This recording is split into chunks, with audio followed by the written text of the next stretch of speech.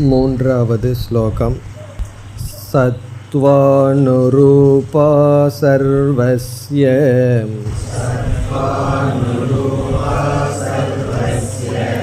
ஸ்ரத்தா பவதி பாரத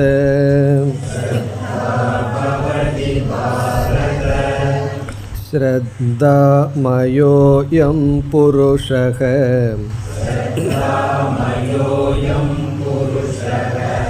யோ யத் ஸ்ரத்த ச ஏவ சக.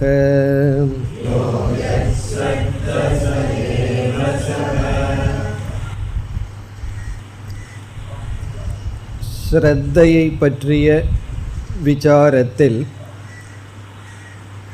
இதுவரை நாம் ஸ்ரத்தையினுடைய லட்சணத்தை பார்த்து ஸ்ரத்தையினுடைய பேதம், ஸ்ரத்தையினுடைய ஹேது, இந்த மூன்று கருத்துக்களை பார்த்துள்ளோம்.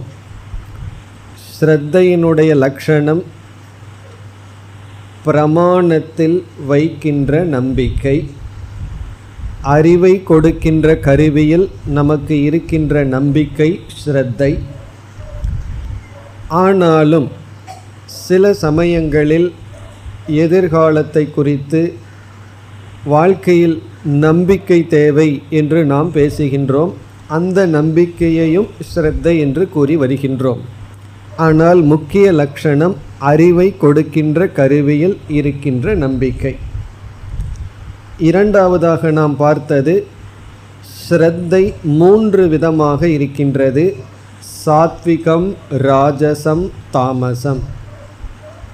சாத்விகமான ஸ்ரத்தை, ராஜசமான ஸ்ரத்தை, தாமசமான ஸ்ரத்தை என்று மூன்றாக பிரிக்கப்படுகின்றது. பிறகு நாம் மூன்றாவதாக பார்த்த கருத்து, இந்த ஸ்ரத்தை எப்படி உற்பத்தி ஆகின்றது, எங்கிருந்து தோன்றுகிறது. அதை நாம் பார்க்கையில் நம்முடைய சம்ஸ்காரங்களிலிருந்து ஸ்ரத்தையானது உற்பத்தி ஆகின்றது என்று சென்ற வகுப்பில் பார்த்தோம். அதைத்தான் மூன்றாவது ஸ்லோகத்தில் முதல் வரியில் பகவான் கூறியுள்ளார். சத்வானுரூபா சர்வஸ்ய ஸ்ரத்தா பவதி. மூன்று விதமான ஸ்ரத்தை இருக்கின்றது என்றால் ஒருவருக்கு எப்படிப்பட்ட ஸ்ரத்தை அமையும் என்பது சத்துவ அனுரூபா. சத்துவம் என்றால் நம்முடைய மனம், இங்கு நம்முடைய பதிவுகள், சம்ஸ்காரங்கள், அதன் அடிப்படையில் எல்லோருக்கும் ஸ்ரத்தை அமைகின்றது. இங்கு வாசனை, சம்ஸ்காரம், பதிவுகள் என்பது நம்முடைய செயலிலிருந்து உருவாவது. ஒரு செயலை நாம் செய்யும் பொழுது அந்த செயலினுடைய விளைவு, இவைகளெல்லாம் நம்முடைய மனதில் ஒரு பதிவை உற்பத்தி செய்துவிட்டு செயல் சென்று விடுகிறது. பிறகு அந்த பதிவினுடைய அடிப்படையில் மீண்டும் ஒரு செயலில் நாம் ஈடுபடுகின்றோம். ஆனால் குழந்தையாக இருக்கும் பொழுதே நாம் பார்க்கின்றோம், ஒவ்வொரு குழந்தையும் ஒவ்வொரு குணத்துடன் வளர்கின்றது. ஒரே பெற்றோர்கள், ஒரே சூழ்நிலை இருந்த போதிலும் ஒவ்வொரு குழந்தையினுடைய தன்மை மாறுபடுவதற்கு காரணம், நாம் பிறக்கும் பொழுதே சில சம்ஸ்காரங்களுடன், பதிவுகளுடன் பிறந்துள்ளோம். அந்த பதிவுகள் சத்துவ பிரதானம், ரஜ பிரதானம், தம பிரதானம் என்று மூன்றாக பிரிக்கப்படுகின்றது. சில சமயங்களில் சில காலத்தில் தமோ குணத்தினுடைய அடிப்படையில் சிலர் இருப்பார்கள். பிறகு சில காலத்திற்கு பிறகு ரஜோகுணத்தின் அடிப்படையில் இருப்பார்கள். பிறகு மெதுவாக சத்துவத்திற்கு வருவார்கள். ஒருவர் தமோ குண சம்ஸ்காரத்தில் இருந்தால் ஜென்மம் முழுவதும் தமோ குணத்தில் இருக்கணுங்கிற அவசியம் இல்லை. அதே சமயத்தில் சில காலம் சத்துவத்தில் இருப்பார்கள், பிறகு மீண்டும் தமத்துக்கு வருவார்கள், ரஜத்துக்கு செல்வார்கள். இதெல்லாம் அந்த சம்ஸ்காரங்களினுடைய வெளிப்பாடு. அப்படி நாம் எப்படிப்பட்ட சம்ஸ்காரங்கள், பதிவுகளுடன் வந்துள்ளோமோ அதன் அடிப்படையில் மூன்று விதமான ஸ்ரத்தை அமைகின்றது. இனி இறுதி கேள்வி, இந்த சம்ஸ்காரங்கள், நல்ல சம்ஸ்காரங்கள் நமக்கு கிடைக்க என்ன உபாயம் என்றால் தர்மம் அல்லது புண்ணியம். நல்ல காரியங்கள் செய்தால், தர்மம் செய்தால், புண்ணியத்தை நாம் சேகரித்தால் நமக்கு நல்ல சம்ஸ்காரங்கள் கிடைக்கும். சாத்விகமான ஸ்ரத்தை நமக்கு கிடைக்கும். அதனால தான் அனைத்திற்கும் மூலம் தர்மம். இதுவரை நாம் பார்த்தோம். இனி ஸ்ரத்தையை பற்றிய 4வது விசாரத்திற்கு செல்கின்றோம். ஸ்ரத்தையினுடைய மகிமை, ஸ்ரத்தையினுடைய பலன். ஸ்ரத்தை நம்மை எங்கு கொண்டு விடும், நம்ம எந்த இடத்துக்கு ஸ்ரத்தை கொண்டு விடும்? இந்த பலனை நாம் பார்க்கும் பொழுது நாம் சாத்விகமான ஸ்ரத்தையினுடைய பலனை மனதில் வைத்து கொண்டு பார்ப்போம். காரணம், ராஜசமான தாமசமான ஸ்ரத்தை நம்மை துயரத்தில் தான், சம்சாரத்தில் தான் ஆழ்த்தும். இப்போ சாத்விகமான ஸ்ரத்தை அல்லது பொதுவாக ஸ்ரத்தையினுடைய பலன் என்ன? அதைத்தான் பகவான் 2வது வரியில் கூறுகின்றார். இப்பொழுது 2வது வரியை பார்த்துவிட்டு பிறகு விளக்கத்திற்கு வரலாம். ஸ்ரத்தா மயோயம் புருஷக யோ யத் ஸ்ரத்த சயேவ சக. அயம் புருஷக. அயம் புருஷக என்றால் இங்கு வாழ்கின்ற இந்த மனிதர்கள், அதாவது நம்மை பகவான் கூறுகின்றார். அயம்னா இந்த, புருஷகன மனிதர்கள். ஸ்ரத்தாமயக, ஸ்ரத்தாமயமாக இருக்கின்றான். ஒருவன் யார் என்றால் அவன் அவனுடைய ஸ்ரத்தையினுடைய மயமாக இருக்கின்றான். இங்கே நம்முடைய பயோடேட்டாவை பகவான் கூறுகின்றார். ஒருவன் யார் என்றால் அவனுக்கு என்ன ஸ்ரத்தை இருக்கோ அந்த சொரூபந்தான் அவன். ஸ்ரத்தாமயக அப்படின்னு சொன்னால் ஸ்ரத்தா சொரூபமாகவே ஒருவன் இருக்கின்றான். பிறகு அதை மீண்டும் பகவான் நிலைநாட்டுகின்றார். யக யத் ஸ்ரத்தக. யக யார் ஒருவன், யத் ஸ்ரத்தக எப்படிப்பட்ட ஸ்ரத்தையுடன் கூடியிருக்கின்றானோ, சக சக ஏவ அவன் அவனாகவே இருக்கின்றான், அவன் அப்படியே இருக்கின்றான். அதாவது ஒருவன் யார் என்றால் அவனுக்கு எப்படிப்பட்ட ஸ்ரத்தை இருக்கோ அப்படித்தான் அவன் இருக்கின்றான். ஒருவனுடைய வாழ்க்கையே அவனுடைய ஸ்ரத்தையின் அடிப்படையில் தான் இருக்கின்றது. நான் யார் என்பது என்னிடம் இருக்கின்ற ஸ்ரத்தையை பொறுத்து. நான் யார் அப்படின்னா என்னுடைய வாழ்க்கை தரம், நான் அனுபவிக்கின்ற சுக துக்கங்கள், என்னுடைய ஜீவிதமே வாழ்க்கையே எப்படிப்பட்டது என்றால் என்னிடம் இருக்கின்ற ஸ்ரத்தையை பொறுத்தது. அதைத்தான் கூறுகின்றார்.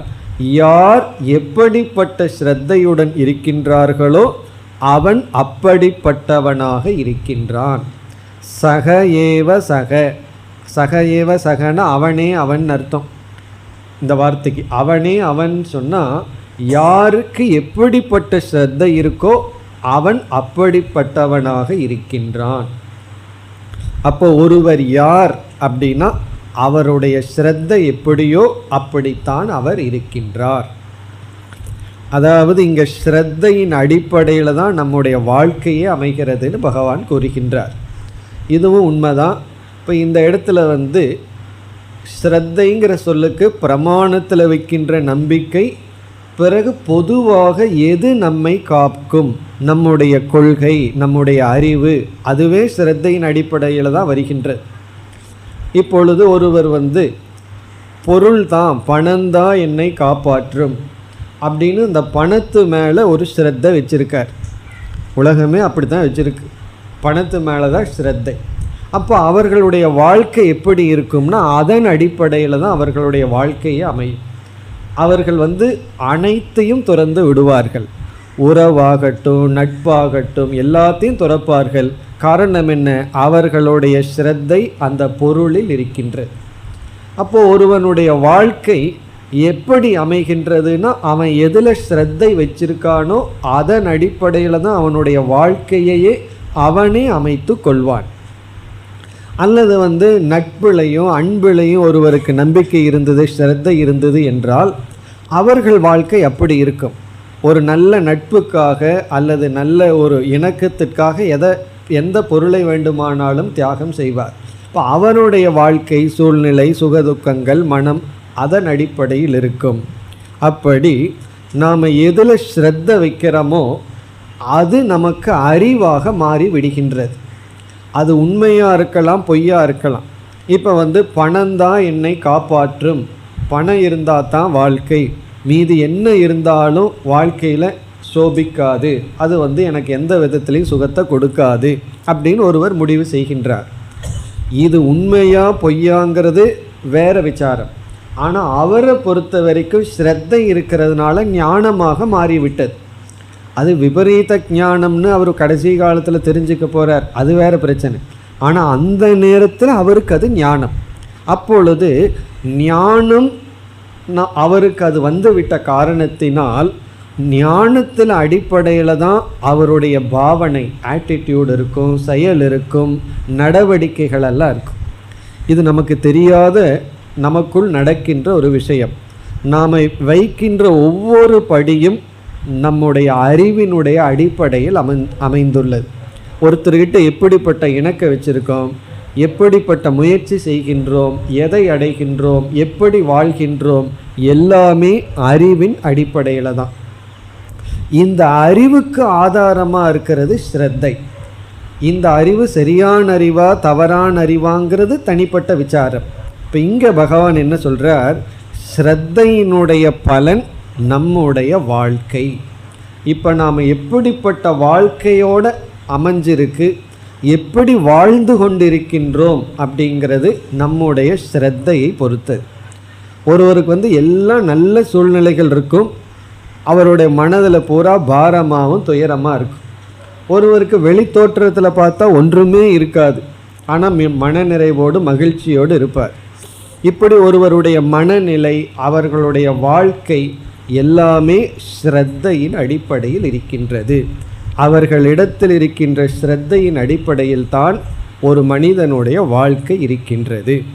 அப்போ ஸ்ரத்தையினுடைய மகிமை அல்லது ஸ்ரத்தையினுடைய பெருமை என்னவென்றால், நம்முடைய வாழ்க்கையினுடைய தரத்தை எப்படி வாழ்ந்து கொண்டிருக்கின்றோம், எவ்வளவு தூரம் சுகம் அடைகிறோம், எந்த இடத்துல இன்பத்தடைகிறோம், எந்த இடத்துல துன்பத்தடைகின்றோம், நம்முடைய வாழ்க்கை எந்த விதத்தில் அமைந்துள்ளது என்பது நம்மிடம் இருக்கின்ற நம்பிக்கையை பொறுத்தது, ஸ்ரத்தையை பொறுத்தது. அந்த ஸ்ரத்தை சாத்விகமான ஸ்ரத்தையாக இருந்தால் அதற்கு தகுந்த மாதிரி நம்முடைய வாழ்க்கை அமையும்.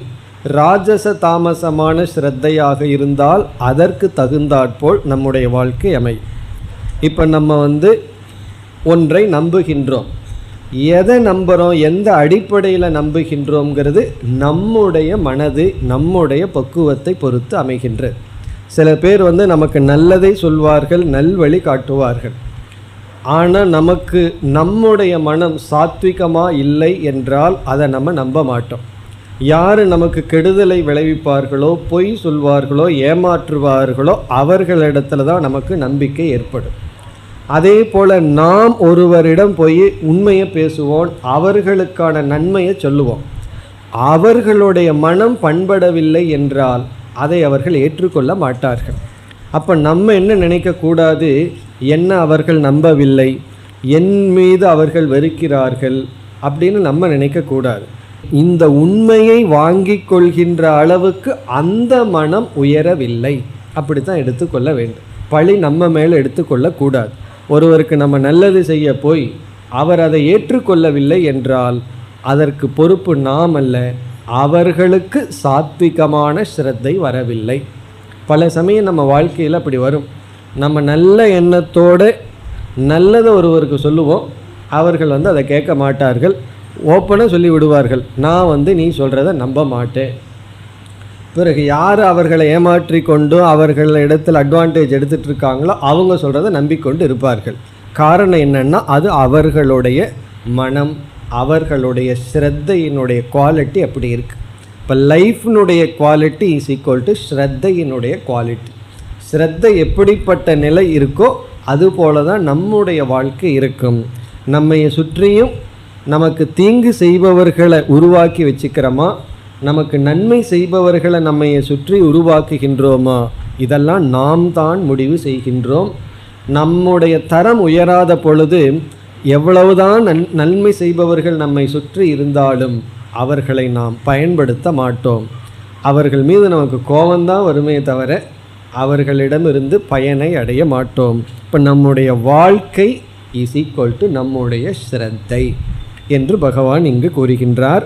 ஒரு மனிதன் ஸ்ரத்தாமயமாக இருக்கின்றான், அவனுடைய ஸ்ரத்தை எதுவோ அதுவே அவனுடைய வாழ்க்கை. இதுதான் ஸ்ரத்தையினுடைய மகிமை, ஸ்ரத்தையினுடைய பலன். ஸ்ரத்தையினுடைய பலன் என்னென்னா, இப்பொழுது நாம் வாழ்கின்ற வாழ்க்கை, இப்பொழுது நாம் இப்படி வாழ்ந்துட்டுருக்கிறோம்னா அதுக்கு காரணம் ஸ்ரத்தை. அது நம்ம நல்லதுன்னு எடுத்துக்கலாம், தீயதுன்னு எடுத்துக்கலாம். இப்பொழுது ஒரு மனிதன் எப்படி இருக்கின்றானோ அவன் அப்படி இருக்க காரணம் ஸ்ரத்தை. அதைத்தான் பகவான் சொல்கிறார், யோ யத் ஸ்ரத்தக சயேவ சக. யார் எப்படிப்பட்ட ஸ்ரத்தையுடன் கூடியிருக்கின்றானோ அவன் அப்படிப்பட்டவனாக இருக்கின்றான். அதே போல் ஒவ்வொருவரும் ஸ்ரத்தையின் அடிப்படையில் அவர்களுடைய வாழ்க்கையை அமைத்து கொண்டிருக்கின்றார்கள். இப்போ இதுதான் ஸ்ரத்தையினுடைய பலன். ஸ்ரத்தை நம்ம எங்கே கொண்டு போய் விடும்னா, இப்போ நம்ம எங்கே இருக்கிறோமோ அது ஸ்ரத்தையினுடைய செயல், ஸ்ரத்தையினுடைய விளைவு. இனி நாம் மேற்கொண்டு ஸ்ரத்தையினுடைய வேறு சில பிரயோஜனங்களை பார்ப்போம். இப்போ நம்ம பார்க்கிறது 4வது தலைப்பு, ஸ்ரத்தா பலம், ஸ்ரத்தையினுடைய பிரயோஜனம். சுருக்கமாக பகவான் ஒரே வார்த்தையில் சொல்லி முடிச்சிட்டார். ஸ்ரத்தையினுடைய பிரயோஜனம் என்னென்னா, நீ இப்போ இருக்கிற லக்ஷணம்தான் ஸ்ரத்தையினுடைய பலன்ட்டார். அந்த லக்ஷணம் எப்படி வேணாலும் இருக்கலாம். லக்ஷணம்னு சொன்ன உடனே மோசமாக இருக்கணுங்கிற அவசியம் இல்லை. இப்போ என்னுடைய வாழ்க்கை எந்த லக்ஷணத்தில் இருக்குங்கிறது அது ஸ்ரத்தையினுடைய பலன். மிக சுருக்கமாக பகவான் சொல்லிட்டார். நம்ம அதை புரிஞ்சுக்கிறதுக்காக படிப்படியாக 1, 2ன்னு சில பாயிண்ட்டாக பார்ப்போம். எப்படி இப்போ நம்ம வாழ்க்கையினுடைய லட்சணம் இப்படி இருக்கிறதுக்கு ஸ்ரத்தை பயன்பட்டது, ஸ்ரத்தை எந்தெந்த விதத்திலையெல்லாம் இந்த மாதிரி நம்முடைய வாழ்க்கையை அமைக்க உறுதுணையாக இருக்கின்றது, ஒவ்வொன்றாக பார்ப்போம். முதல் பிரயோஜனம், ஸ்ரத்தையினுடைய முதல் பிரயோஜனம் பிரமாணத்தில் நம்மை சேர்த்தல்.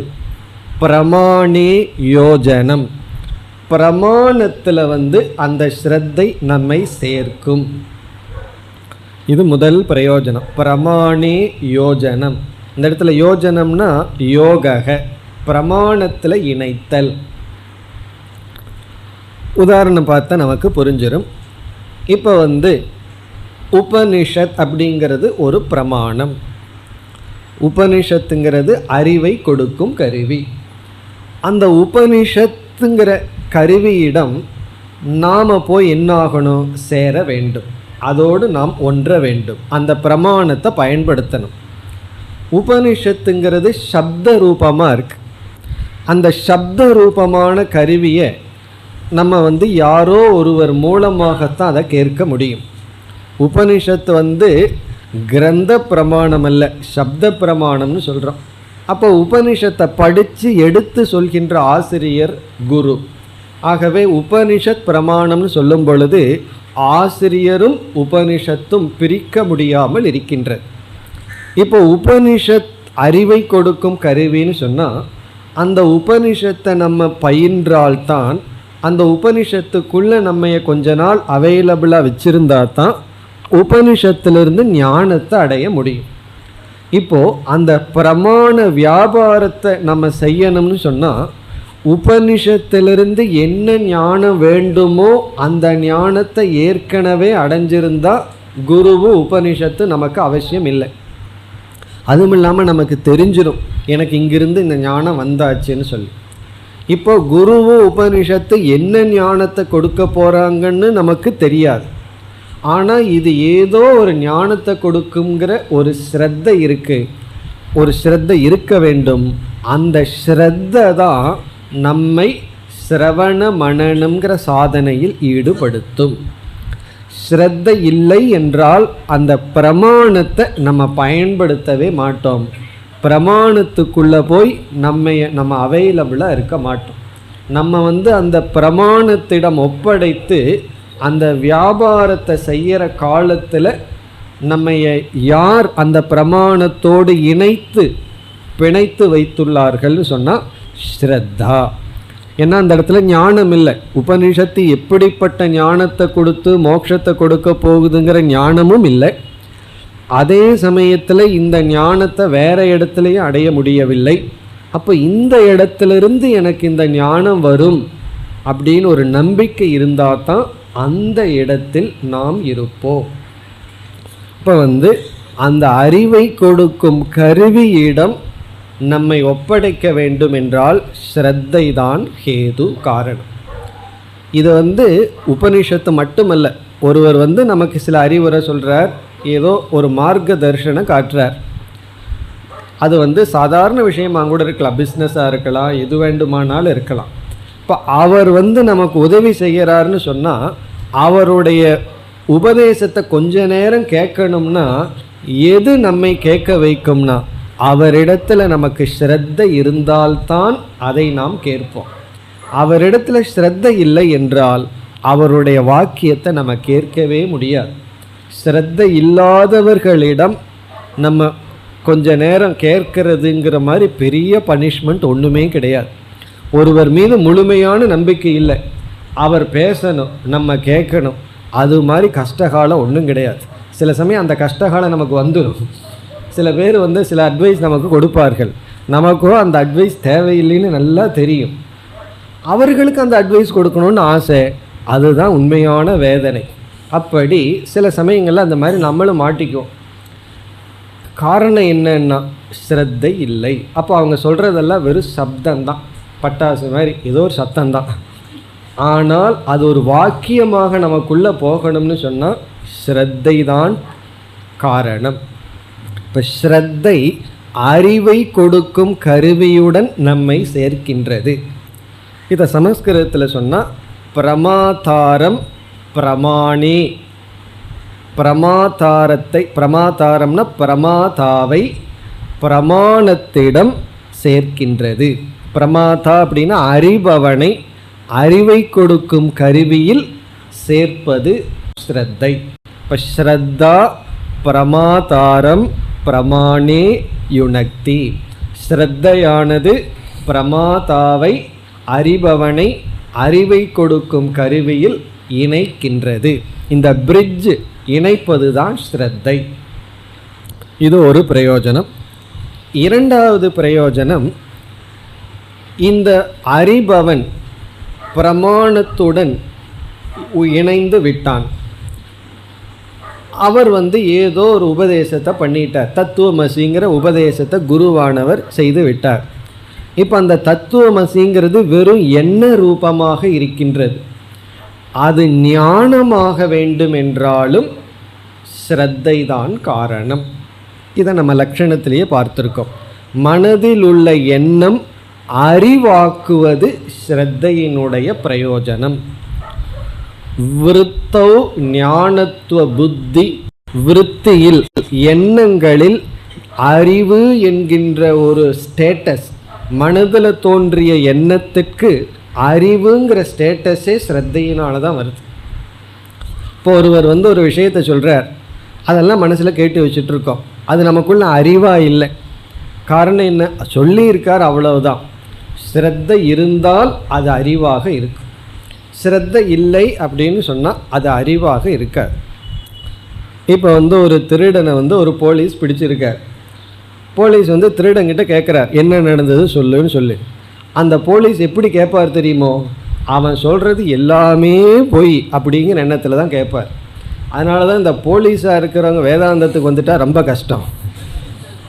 கேட்குறது எல்லாமே அப்படித்தான் கேட்டு பழகி இருப்பார்கள். யார் என்ன சொன்னாலும் அது உண்மை அல்ல அப்படிங்கிற எண்ணத்திலேயே அவங்களுக்கு ட்ரைனிங் வந்திருக்கும்.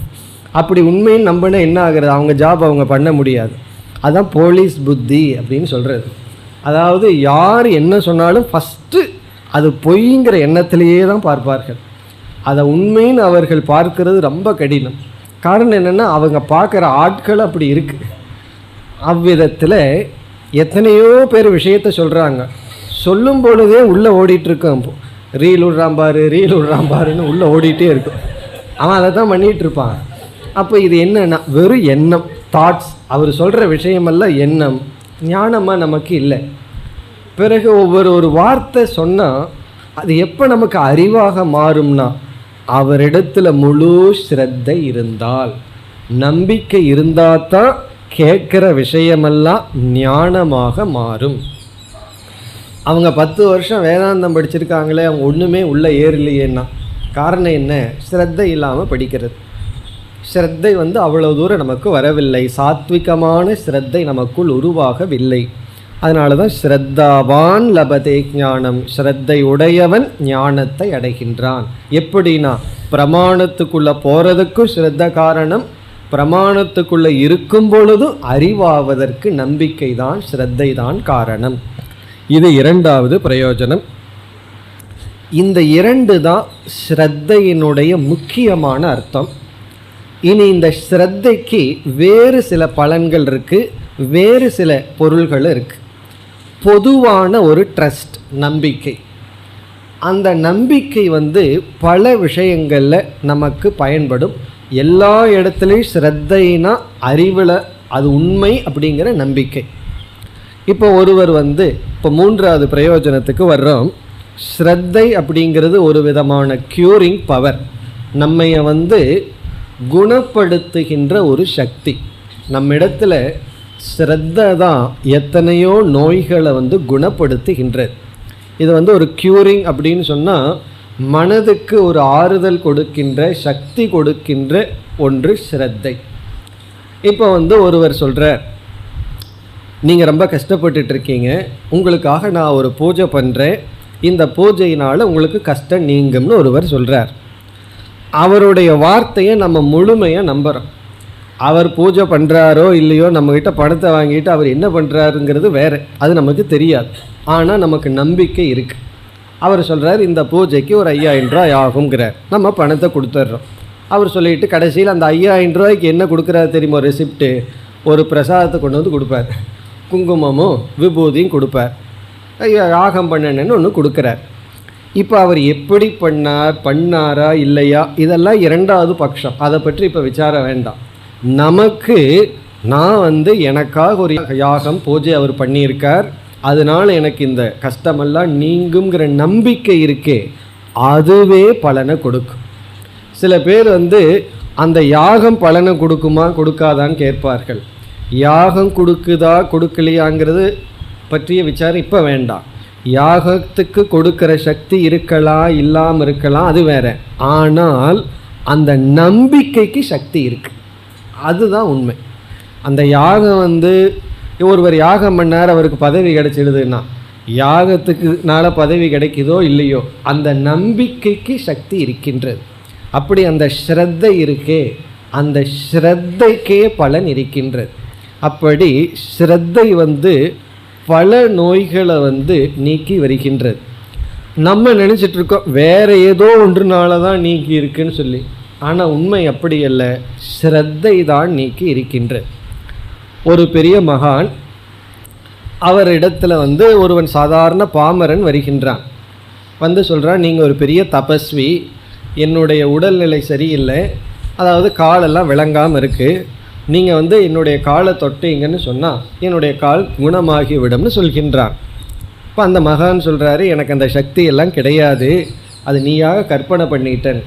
அவன் சொல்கிறான், இல்லை எனக்கு தெரியும் உங்களுக்கு அந்த சக்தி இருக்குன்னு. இவர் அவரை விட பெரியார், ஏன்னா அவருக்கு இருக்கிற சக்தி இவருக்கே தெரியுதான். அப்படி இவர் நினைக்கிறார், அவ்வளவு தூரம் ஸ்ரத்தை. உடனே அவர் சொல்கிறார், அந்த மகான் சொல்கிறார், சரி உன்னுடைய ஸ்ரத்தை இருக்குன்னு சொல்லி காலை தொடுறார். அவனுக்கு உடனே குணமாகி விட்டது.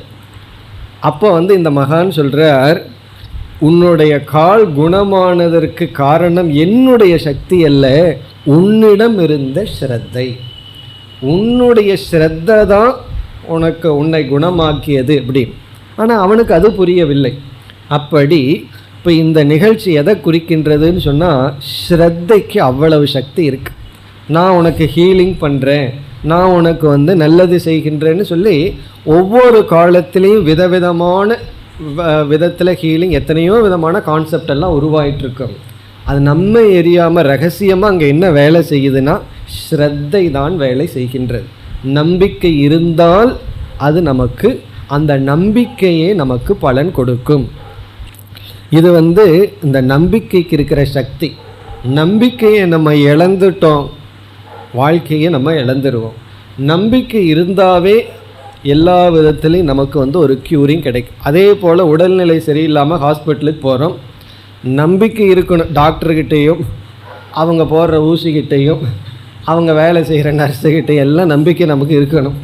இருந்ததுன்னா பிழைப்போம், இல்லை அப்படின்னாலும் சில சமயம் பிழைக்காமல் போல், அது வேறு பிரச்சனை. ஆனாலும் அந்த நம்பிக்கை தான் மிக மிக முக்கியம். கொஞ்சம் வருஷத்துக்கு முன்னாடி உண்மையில் ஒரு நிகழ்ச்சி நடந்தது. 2 பேஷண்ட்டு ஹாஸ்பிட்டலுக்குள்ளே போனார்கள். ஒரு பேஷண்ட்டுக்கு வந்து வயது 25, 26 தான். இனி ஒரு பேஷண்ட்டுக்கு வயது வந்து 55க்கு மேலே ஆகிடுது. 2 பேர்த்துக்கு ஒரே நோய், ரொம்ப சீரியஸான சர்ஜரி. போனதுக்கப்புறம் தான் தெரிஞ்சது அந்த 25 வயசு இருக்கிற அம்மா வந்து யார் அப்படின்னா 55 வயசானவர் வந்து எல்கேஜி அந்த அம்மா படிக்கும்போது ஆசிரியராக இருந்தவர். அப்போ 2 பேரும் அங்கே நல்ல ஃப்ரெண்ட்ஸ் ஆகிட்டார்கள். காரணம் என்ன, தன்னுடைய ஆசிரியரும் அங்கே வந்திருக்கார்கள், இந்த அம்மாவும் அதே நோய்க்கு அங்கே வந்துள்ளார்கள். பிறகு வந்து சர்ஜரி எல்லாம் நடந்து முடிஞ்ச உடனே அவர் வந்து வயதான காரணத்தினால இறந்து விட்டார். சர்ஜரிக்கு அவர் தாங்கலை. பிறகு இந்த அம்மாவோட என்ன சொல்லிட்டு வந்தார்கள், அவர் வந்து நல்லா இருக்காருன்னு சொல்லி கொண்டு வந்தார்கள். சர்ஜரிக்கு அப்புறம் இந்த அம்மாவுக்கு வந்து நல்ல இம்ப்ரூவ்மெண்ட் இருந்தது. காரணம் என்ன, அவர் இருக்காருன்னு சொல்லி. எப்படியோ தெரிய வந்தது அவர் இறந்து விட்டார்னு சொல்லி. அந்த பயத்திலேயே இவர்களுக்கு பிபி எல்லாம் அதிகமாகி இவர்களும் இறந்து விட்டார்கள். இப்போ இந்த மரணத்துக்கு காரணமே அந்த ஒரு நம்பிக்கையை இழந்த காரணத்தினால். ஏன்னா டாக்டர் சொன்னார் 50% தான் சான்ஸ்ன்னு சொல்லியிருந்தார். அப்போது அவரும் குணமாயிட்டு வர்றாருன்னு சொல்லும் பொழுது தனக்குள்ள ஒரு கான்ஃபிடென்ட், உறுதி. அவரும் இந்த சர்ஜரிக்கு அப்புறம் அவர் தாங்கவில்லைன்னு தெரிஞ்ச உடனே ஒரு பயம் ஏற்பட்டு அந்த நம்பிக்கை இழந்த காரணத்தினாலேயே பிபி அதிகமாச்சு, பிளட் அதிகமாக வேஸ்ட் ஆச்சு, அவர்கள் இறந்து விட்டார்கள். ஆகவே இந்த நம்பிக்கை வந்து எவ்வளவு தூரம் நம்ம வாழ்க்கைக்கு முக்கியங்கிறது நமக்கு தெரிய வருகிறது. சில சமயம் தப்பான ஒன்றையும் நம்ம நம்பலாம், அது உண்மையாக இருக்கலாம், பொய்யாக இருக்கலாம். பல சமயங்கள் அப்படித்தான். ஏதோ ஒன்று நம்ம க்யூர் பண்ணுதுன்னு நினச்சிட்டு இருப்போம், அதற்கு அது சக்தி இருக்காது. ஒருவர் உனக்கு யாகம் பண்ணுற, பூஜை பண்ணுறேன்னு சொல்லி இருப்பார், அவர் பண்ணியிருக்கவே மாட்டார். ஆனால் அந்த நம்பிக்கை நமக்கு நன்மையை கொடுக்கும். ஆகவே ஸ்ரத்தை வந்து நம்முடைய வாழ்க்கையில் இருக்க வேண்டிய ஒரு முக்கியமான அம்சம். இது வந்து ப்ராக்டிக்கலாக இருக்கிற பலன். இனி அடுத்தது வந்து ஸ்ரத்தா சந்நியாச மூலம் என்று சொல்லப்படுகின்றது. இப்போ பகவான் கீதையில் வந்து என்ன சொல்கிறார், ஒரு இடத்துல யோகக்ஷேமம் வகாமின்னு சொல்கிறார். நீ வந்து என்ன அடையணும் அப்படிங்கிறதுக்காக முழுமையாகவே உனக்கு தேவையான அனைத்தையும் நான் பார்த்து கொள்கின்றேன், நீ எதை வேண்டுமானாலும் துறக்கலாம் அப்படின்னு சொல்கிறார். உன்னுடைய வாழ்க்கைக்கு தேவையான உணவு, இருப்பிடம், அதை வந்து நீ சம்பாதிக்க வேண்டிய அவசியம் இல்லை, அதையெல்லாம் நான் பார்த்துக்கிறேன். நீ எல்லாம் விட்டுட்டு ஆனால் என்ன அடையிறதுக்கான சாதனைக்கு வரணும். நீ என்ன நம்புனா உனக்கு நான் எல்லாத்தையும் நான் உனக்கு கொடுக்குறேன்னு பகவான் சொல்கிறார். இதில் என்ன பிரச்சனை ஆகிடுதுன்னு சொன்னால், உன்னோட பேங்க் பேலன்ஸ் எல்லாம் தூக்கி எறிஞ்சிரு, நான் பார்த்துக்கிறேன்னு பகவான் சொல்கிறார். இப்போ நம்ம என்ன கேட்குறோம், நீங்கள் ஃபஸ்ட்டு கேரண்டி கொடுங்க, அதுக்கப்புறம் நான் விட்டுறேன் அப்படின்னு. இப்போ வந்து ஒருத்தன் வந்து மேலே எங்கேயோ கீழே விழுந்துட்டான், மரத்தை தொங்கி பிடிச்சிட்டு இருக்கான், கையை விட்டான்னா கீழே தான். அங்கே வந்து பகவான் வந்து சொல்கிறார் தூரத்திலிருந்து, நான் தான் பகவான், கையை விடு, நான் பிடிச்சிக்கிறேன்னு. இவன் என்ன சொல்கிறான், நீங்கள் கீழே வந்து நெல்லுங்க, அப்போ தான் கையை விடுவேங்கிறான். பகவான் சொல்கிறார், நீ கையை விட்டால் தான் நான் வந்து பிடிப்பேங்கிறான். இப்படி நடந்துகிட்ருக்கு. அதனால தான் நம்மளால் விட முடிவதில்லை, தியாகம் செய்ய முடிவதில்லை. பகவான் என்ன சொல்கிறார், நீ விடு, நான் உன்னை வந்து காப்பாற்றுறேங்கிறார். நம்ம என்ன சொல்கிறோம், நீங்கள் விடுறதுக்கு முன்னாடி வந்து நில்லுங்க, பிறகு நான் விடுறேன். காரணம் என்னென்னா, ஸ்ரத்தை இல்லை, நம்பிக்கை இல்லை, ஒரு பயம். ஸ்ரத்தை நம்ம நம்பிட்டோம்னா, ஒருத்தரை நம்பும் பொழுதே அந்த நம்பிக்கைக்கு தடையாக இருக்கிறதே ஒரு பயம். நம்ம ஏதாவது வீழ்ந்துருவோமோ, நமக்கு ஏதாவது ஒன்று ஆபத்து வந்து விடுமோ. அதனால தான் எல்லாம் என்ன அட்வைஸ் கொடுப்பார்கள் தெரியுமோ, யாரையும் நம்பாதே. அதுதான் புத்திசாலித்தனத்துக்கு அழகாம்.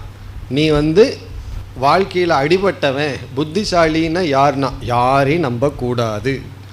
அப்போ அதையும் நம்பக்கூடாது, அந்த வார்த்தையும் நம்பக்கூடாது, அது இவருக்கு தெரிகிறதில்ல. அப்படி நம்ம என்ன நினச்சிட்ருக்கோம், அறிவுபூர்வமான வாழ்க்கைனா யாரையும் நம்பக்கூடாதுன்னு நினைக்கிறோம். அப்படி அல்ல. இங்கு நாம் அனைத்தையும் விட வேண்டும் என்றாலும் நமக்குள்ள ஈஸ்வரன் மீது ஸ்ரத்தை தேவை. அந்த ஸ்ரத்தை தான் ஆரம்பத்தில் நம்ம தியாகம் செய்ய வைக்கின்றது. அதற்கு பிறகு நம்ம அதை உணர்ந்துட்டோம் அப்படின்னா பிறகு அந்த ஸ்ரத்தையும் ஞானமும் ஒன்றாகி விடுகின்றது. அப்படி நம்முடைய துறவுக்கும் அடிப்படை ஸ்ரத்தை தான். எப்படி ஞானத்துக்கு ஸ்ரத்தை மூலமோ அதுபோல் ஒன்றை நம்ம விட வேண்டும்னாலும் கூட நமக்கு ஸ்ரத்தை தான் மூலம். பிறகு அடுத்த பலன்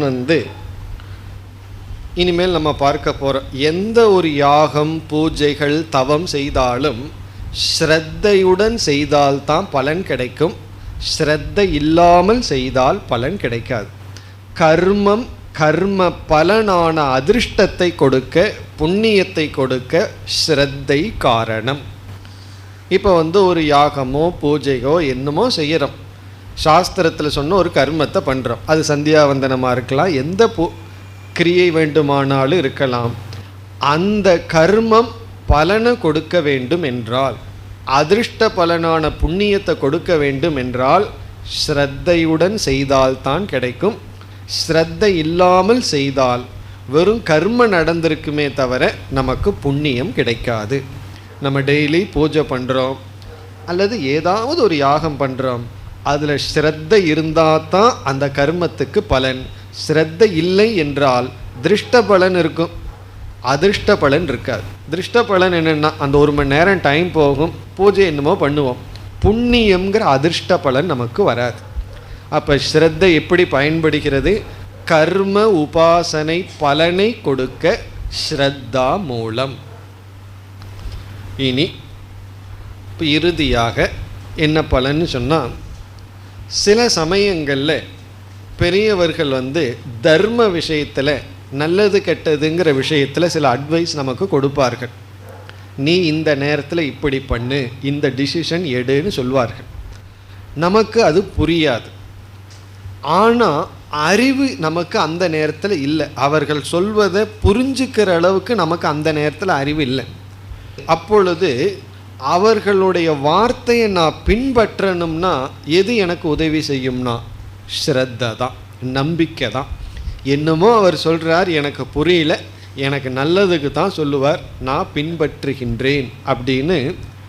தர்ம விஷயத்தில் எப்பொழுது எனக்கு அறிவு இல்லையோ, என்னால் புரிஞ்சிக்க முடியலையோ, அப்பொழுது ஸ்ரத்தை நமக்கு உதவி செய்யும்.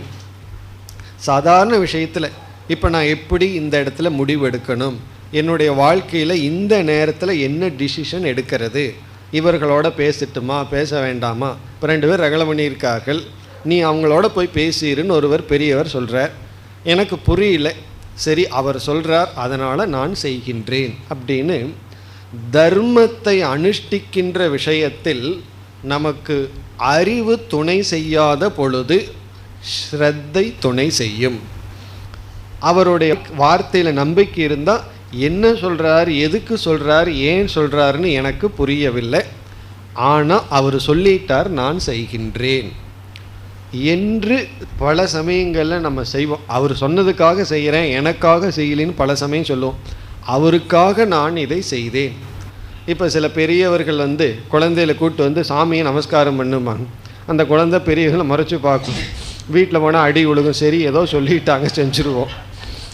காரணம் என்னன்னா அந்த குழந்தை என்ன பண்ணுது, புரிஞ்சா நமஸ்காரம் பண்ணுது, சரி பெரியவங்க சொல்லிட்டாங்க அதனால நம்ம செய்வோம் அப்படின்னு சொல்லி அது பயத்தினால பண்ணுது, அது வேறு விஷயம்.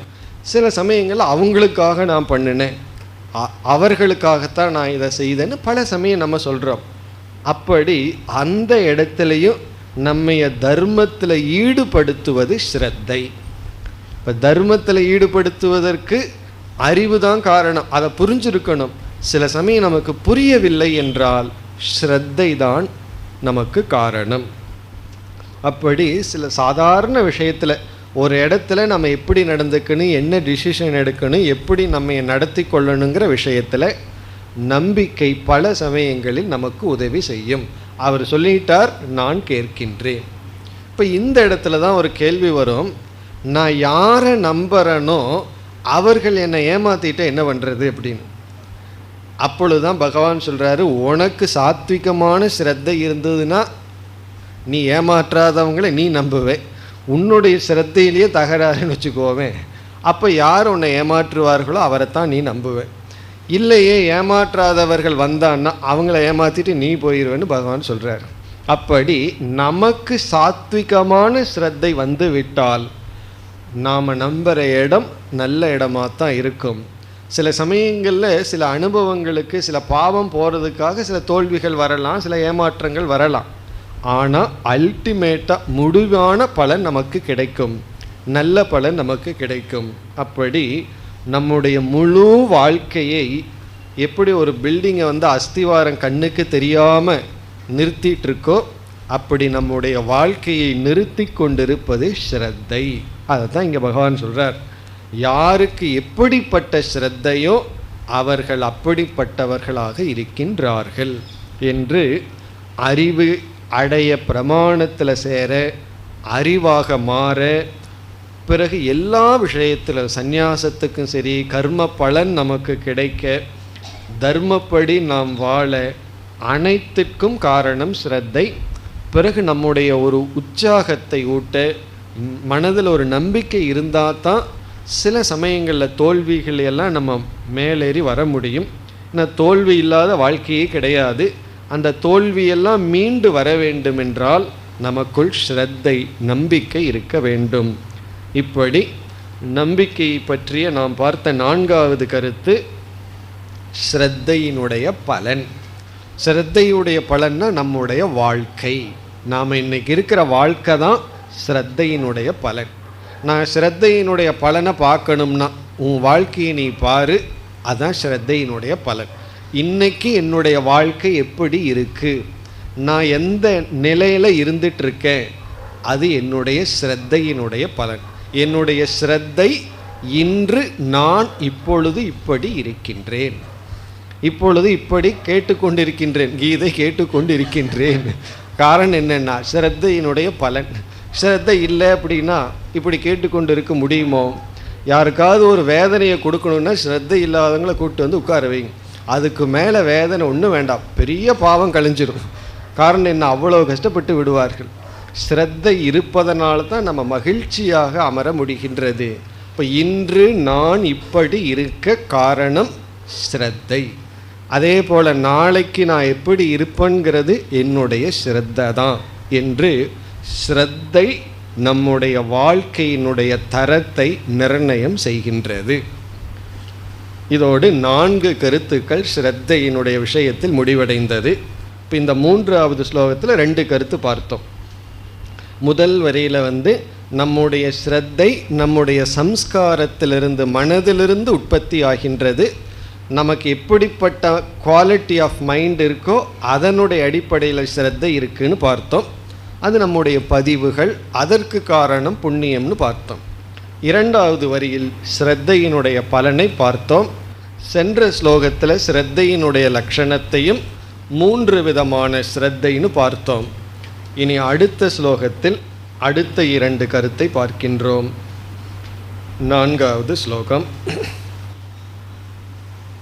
யஜந்தே சாத்விகா தேவான்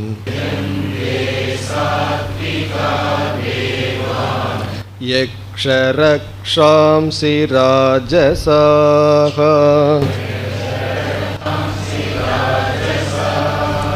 பிரேதான் பூதகணாம்ஸ்சான்யே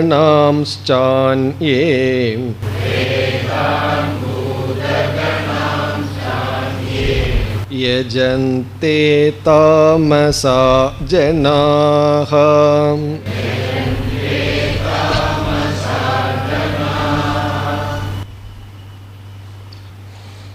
அடுத்த 2 கருத்து என்னவென்றால், 5வது கருத்து ஸ்ரத்தையை பற்றிய 5வது கருத்து ஸ்ரத்தா லிங்கம். லிங்கம்னா அடையாளம். அதாவது 3 விதமான ஸ்ரத்தை இருக்குன்னு நம்ம படித்த உடனே நமக்கு உடனே என்ன சந்தேகம் வரும்? என்னிடத்தில் இருக்கிற ஸ்ரத்தை எப்படிப்பட்ட ஸ்ரத்தை. எனக்கு ஒரு ஸ்ரத்தை மனசில் வந்திருக்கு, ஒரு இடத்துல எனக்கு ஸ்ரத்தை இருக்குது, நம்பிக்கை இருக்குது. அந்த ஸ்ரத்தை சாத்விகமான ஸ்ரத்தையா, ராஜசமான ஸ்ரத்தையா, தாமசமான ஸ்ரத்தையா, எனக்கு எப்படிப்பட்ட ஸ்ரத்தை இருக்குன்னு எப்படி கண்டுபிடிப்பது, அதைத்தான் பகவான் இங்கு கூறுகின்றார். அப்போது ஸ்ரத்தா லிங்கம்னா எப்படிப்பட்ட ஸ்ரத்தை நம்மிடத்தில் இருக்கிறதுன்னு கண்டுபிடிக்க இந்த ஸ்லோகங்களில் உபாயத்தை கொடுக்கின்றார். காரணம் என்னன்னா, ஸ்ரத்தைங்கிறது சூக்ஷ்மமானது, அதை நம்ம கண்ணில் நேரடியாக பார்க்க முடியாது. ஆனால் எந்த தரமான ஸ்ரத்தையுடன் இருக்கோம்ங்கிறது கண்டுபிடிக்கிறதுக்கான உபாயத்தை கொடுத்தா தான் அதன் மூலிமா நான் எந்த லெவலில் ஆன ஸ்ரத்தையில் இருக்கேன்னு தெரிந்து கொள்ள முடியும். இப்போ அதை இந்த ஸ்லோகத்தில் கூறுகின்றார். பிறகு ஆறாவது இறுதியான கருத்து, எனக்கு தெரிஞ்சு போச்சு இப்போ என்னன்னா, நான் இப்போ இருக்கிற ஸ்ரத்தை தாமசமான ஸ்ரத்தை அப்படின்னு தெரிஞ்சு போச்சுன்னு வச்சுக்கோமே, அல்லது ராஜசமான ஸ்ரத்தையில் இருக்கேன்னு தெரிஞ்சிட்டேன். பிறகு என்ன பண்ணணும்னா, நான் சாத்விகமான ஸ்ரத்தையாக மாற்ற வேண்டும்.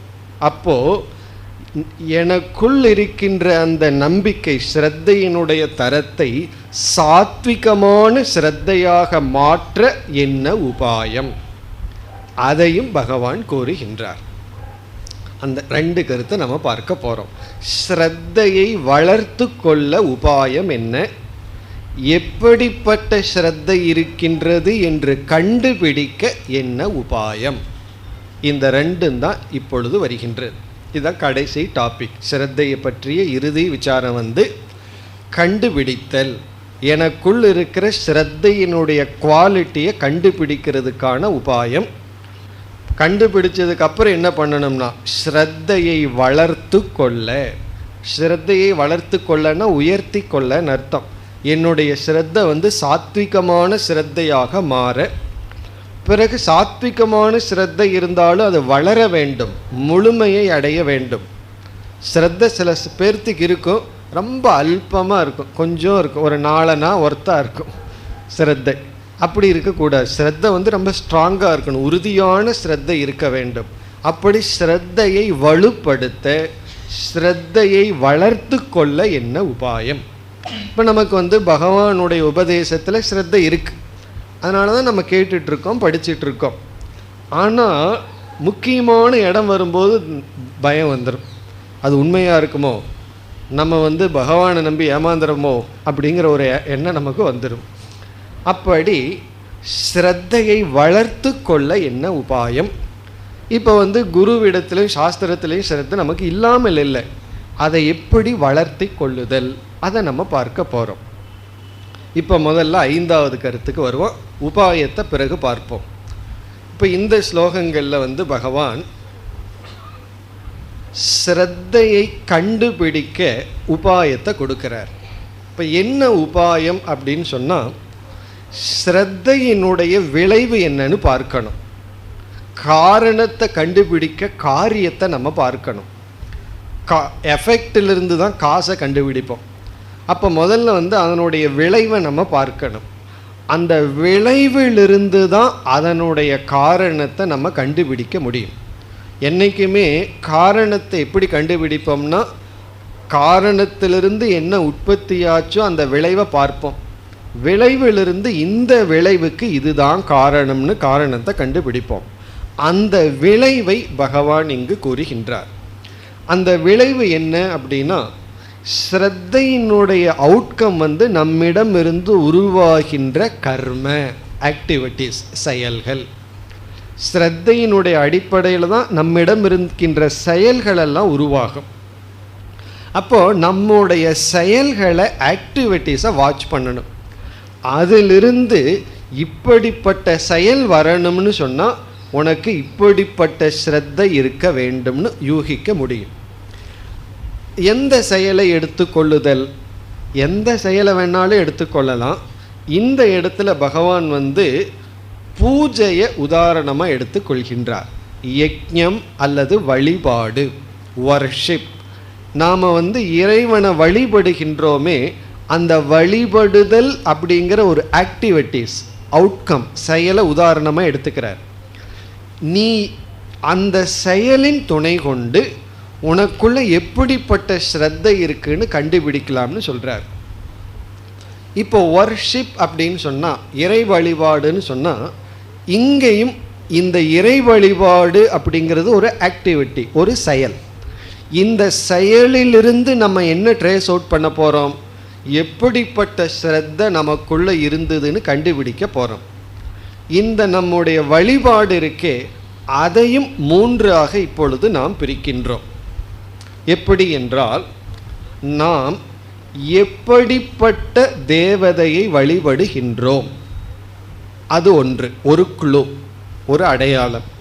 அதாவது டெய்டி வர்ஷிப், யாரை வழிபடுகின்றோம், எந்த தேவதையை வழிபடுகின்றோங்கிறத பார்க்கணும். இரண்டாவது மெத்தட் ஆஃப் வர்ஷிப், பிரகாரம், எந்த விதத்தில் வழிபடுகின்றோம், அது இரண்டாவது குழு. முதல்ல தேவதா, ஹூம், யாரை நாம் வழிபடுகின்றோங்கிறது ஒரு குழு. இரண்டாவது பிரகாரம், நாம் வழிபடுகின்ற முறை என்ன, மெத்தட். மூன்றாவது மோட்டிவ் ஆஃப் வர்ஷிப், சங்கல்பம், என்ன சங்கல்பம் பண்ணி வழிபடுகின்றோம். நமக்குள்ள ஒரு பூஜை பண்ணும்போது, வழிபாடு பண்ணும்போது என்ன சங்கல்பம் இருந்தது, இந்த மூன்றினுடைய துணை கொண்டு கண்டுபிடித்து விடலாம். நாம் வழிபடுகின்ற தெய்வம், வழிபடுகின்ற முறை, வழிபட சங்கல்பம். தேவதா, பிரகாரக, சங்கல்பக. தேவதான்னு எந்த தேவதையை வழிபடுறோம், அது நாம் எப்படிப்பட்ட ஸ்ரத்தை நமக்குள்ளே இருக்குன்னு காட்டி கொடுத்துரும். எந்த விதத்தில் வழிபடுகின்றோங்கிறத அப்சர்வ் பண்ணோம்னா நாம் எப்படிப்பட்ட ஸ்ரத்தையிலோட இருந்தோங்கிறத காட்டி கொடுத்துரும். எப்படிப்பட்ட சங்கல்பத்தில், என்ன சங்கல்பம் பண்ணி வழிபடுகின்றோம், நம்மளுடைய வழிபாட்டினுடைய மோட்டிவ் என்ன, அதை பார்த்தோம்னா நம்முடைய ஸ்ரத்தையை காட்டி கொடுத்துரும். இப்போ இந்த ஸ்லோகத்தில் பகவான் என்ன சொல்கின்றார், சாத்விகமான ஸ்ரத்தையை உடையவர்கள் தேவதைகளை வழிபடுவார்கள். தேவதைகள்னா அக்னி, வருணன், இந்திரன், விஷ்ணு, சிவன், முருகன், இப்படிப்பட்ட தேவதைகளை எல்லாம் நம்ம வழிபடுகின்றோம். தேவதைகளை பற்றிய விளக்க நம்ம பார்ப்போம். ராஜசமான தாமசமான இருப்பவர்களெல்லாம் யாரை வழிபடுவார்கள்னா, பிரேதம், பேய், பிசாசு, இவர்களை வழிபடுவார்கள். அப்படி வழிபடுற ஆட்களெல்லாம் இருக்குது. இந்த பிசாசையெல்லாம் வழிபடுவார்கள். போய் இரவு நேரத்தில் சுடுகாட்டில் போய் அந்த ஆவிகளோட பேசுறது. சில பேர்த்துக்கு ஆவிகளோட பேசணுன்னா அவ்வளோ ஆசை, இங்கே இருக்கிறவங்களோட பேசுனது போதாதுன்னு சொல்லி போனவங்களோட பேசணுமா, அதுக்கெல்லாம் எத்தனையோ மெத்தடெல்லாம் வச்சுப்பார்கள். அப்படி இந்த பிரேதத்தை வழிபடுவார்கள், பிசாசுக்களை வழிபடுவார்கள். சினிமாவிலையெல்லாம் சில சமயங்களில் வரும் அந்த மாதிரி. பிறகு இதெல்லாம் நாம் யாரை வழிபடுகின்றோம் அப்படின்னு இருக்கு. இப்போ யாரை நம்ம நமஸ்கரிக்கின்றோம், யாரை நம்ம வழிபடுகின்றோம், அது நம்மளுடைய குவாலிட்டி ஆஃப் ஸ்ரத்தையை காட்டி கொடுக்கும். அப்படியெல்லாம் வழிபடுற ஆட்கள் எல்லாம் இருக்குது. ஏதோ பேய், பூதம், இவைகளையெல்லாம் வழிபடுவார்கள். அப்படி அவர்கள் வழிபடுகின்ற டெய்ட்டியே ராஜசமான டெய்ட்டியே, தாமசமான டெய்ட்டியாக இருக்கும். பிறகு வழிபடுகின்ற முறை இருக்குது, அதுவும் நமக்கு காட்டி கொடுக்கும். சாத்விகமான விதத்தில் அவர்கள் வழிபடுவார்கள். சில பேர் வழிபடுற முறை இருக்கே ரொம்ப கோரமாக இருக்கும். இந்த எருமையெல்லாம் இருக்கே, அதையெல்லாம் வெட்டி அதையெல்லாம் பூஜை பண்ணி, இதெல்லாம் வழிபடுற முறைகள். சில கிராமங்கள் எல்லாம் போய் பார்க்கலாம், அந்த மாதிரிலாம் செய்வார்கள். மாமிசத்தை படைக்கிறது, அங்கே பூஜை முறைகள். பிறகு தன்னையே வருத்தி கொள்ளுதல், அதெல்லாம் பகவான் சொல்ல போகிறார். தன்னுடைய முதுகில் ஒரு தேரை கட்டி அதனுடைய ஒரு ஊசியை போட்டு இழுப்பார்கள். நாக்கில் வேலை குத்திக்கிறது, இதெல்லாம் என்னென்ன கோரமான முறையில் வழிபாடு செய்தல். நம்மளும் விரதம் இருந்து தவம் பண்ணி நம்ம வருத்திக்கிறோம். ஆனால் அது எந்த விதத்தில் அதை காட்டுறோங்கிறது நம்முடைய ஸ்ரத்தையினுடைய குவாலிட்டியை காட்டி கொடுக்கும். பிறகு சங்கல்பம், அது நம்மை காட்டி கொடுக்கும். சங்கல்பம் என்னன்னா, சில பேர்த்துக்கு சித்த சுத்தி வேணும், நல்ல குணங்கள் வேணும்னு பூஜை பண்ணுவார்கள். பிறகு நம்மைய சுற்றி இருப்பவர்கள் நல்லா இருக்கணும்னு வழிபடுவார்கள். அதுவும் தவறில்லை. நம்மளுடைய குழந்தைகள், பெற்றோர்கள், கணவன், மனைவி இவங்கெல்லாம் நல்லா ஆரோக்கியமாக இருந்தால் தான் நம்மளும் என்ன செய்ய முடியும், நல்ல காரியத்தில் ஈடுபட முடியும். அப்படி பொதுவான நலனுக்கு இருக்கலாம். அல்லது சில பேர் கேஸ் போட்டிருப்பான், அவன் தோக்கணும், இதுதான் சங்கல்பம், அவன் தோக்கணும்னு இவர் யாகம் பண்ணிகிட்டு இருப்பார். அப்படி இதெல்லாம் என்னன்னா பகைவனை அழிக்கிறதுக்காக செய்கிறது. நான் நல்லா இருக்கிறனோ இல்லையோ அவன் நல்லா இருக்கக்கூடாது. இதெல்லாம் சில பேர்த்துக்கு சங்கல்பமாக இருக்கும். அப்படி சில சங்கல்பங்கள் அதெல்லாம் நம்ம காட்டி கொடுக்கும். நம்முடைய சங்கல்பம் நல்லா நமக்கு தெரியும். அப்போ நம்ம எந்த ஸ்ரத்தையினுடைய எந்த லெவலில் தூண்டப்பட்டு இப்படி பண்ணுறோம் அப்படின்னு சொல்லி இந்த 3 கருத்தையும் 4வது ஸ்லோகத்திலிருந்து 6வது ஸ்லோகம் வரை பகவான் குறிப்பிடுகின்றார். இப்போ 4லிருந்து 6 வரைக்கும் பூஜையை உதாரணமாக எடுத்துக்கொண்டார், இறை வழிபாட்டையே எடுத்துக்கொண்டார். நம்ம எதை வேண்டுமானாலும் எடுத்துக்கொள்ளலாம். தானத்தை எடுத்துக்கலாம், தவத்தை எடுத்துக்கலாம், ஏதாவது ஒரு ஆக்டிவிட்டீஸை எடுத்துக்கலாம். எடுத்துட்டு அந்த ஆக்டிவிட்டீஸை கொஞ்சம் விசாரம் பண்ணோம்னா எப்படிப்பட்ட ஸ்ரத்தையிலிருந்து இந்த செயல் வந்திருக்குன்னு கண்டுபிடிச்சிடலாம். செயல் வெளிப்படையாக தெரியும். அதை வச்சுட்டு அந்த செயலுக்கு காரணமான ஸ்ரத்தையினுடைய தரத்தை கண்டு கொள்ளலாம். அதற்கு பகவான் இங்கே உதாரணமாக எடுத்துக்கொண்டது நாம் செய்கின்ற பூஜை வழிபாடு. அந்த வழிபாட்டை உதாரணமாக எடுத்துட்டு நாம் வழிபடுறதுல எப்படிப்பட்ட தேவதைகளை வழிபடுறோம், எந்த விதத்தில் வழிபடுறோம், பிறகு என்ன சங்கல்பத்தோடு வழிபடுறோங்கிறத நீங்கள் அப்சர்வ் பண்ணால் இந்த 3 தான் நமக்கு குழு. தேவதை, பிரகாரம், சங்கல்பம். எந்த தேவதை எப்படி வழிபடுறோம், என்ன சங்கல்பத்தில் வழிபடுறோம்னு பார்த்துட்டோம்னா அதிலிருந்து நம்ம கண்டுபிடிச்சிடலாம் நமக்குள் இருக்கிற ஸ்ரத்தையினுடைய குவாலிட்டி, ஸ்ரத்தையினுடைய தரம். அதைத்தான் இந்த ஸ்லோகத்தில் கூறுகின்றார். இப்போ ஸ்லோகத்திற்குள் சென்றால், யஜந்தே சாத்விகாக தேவான். சாத்விகாக, சாத்விகாகனா சாத்விக் ஸ்ரத்தை உடையவர்கள், சத்துவமான ஸ்ரத்தையை உடையவர்கள். தேவான் யஜந்தே, தேவர்களை வழிபடுகின்றார்கள். புராணங்களில் கூறிய தேவர்கள். நம்ம 18 புராணங்கள் படிச்சிருக்கோம்.